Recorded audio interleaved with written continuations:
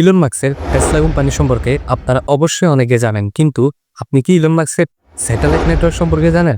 যারা জানেন না, মূলত তাদের জন্যই আজকের ভিডিওটি। স্টারলিংক মূলত একটা স্যাটেলাইট নেটওয়ার্ক যেটা স্পেস এক্সের সাহায্যে ডেভেলপ করা।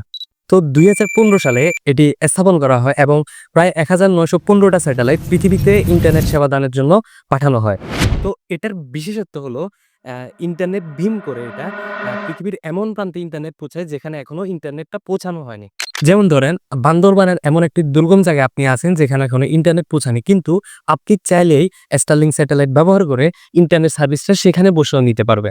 এবং সুসংবাদটি হলো, আগে ইউরোপ কান্ট্রির সময়ে স্টারলিংক ইন্টারনেট সেবা পাওয়া গেল, রিসেন্টলি আজ 20 মে স্টারলিংক তাদের অফিসিয়াল যাত্রা শুরু করেছে আমাদের দেশে, এবং আপনি এখন স্টারলিংকের সেবা নিতে পারবেন আমাদের দেশে। তো ভাই লোক, আমাদের ভিডিওগুলো যদি আপনার কাছে ইনফরমেটিভ মনে হয়, অবশ্যই আমাদেরকে সাবস্ক্রাইব করবেন এবং আমাদের পাশে থাকবেন। অনেক অনেক ধন্যবাদ সবাইকে।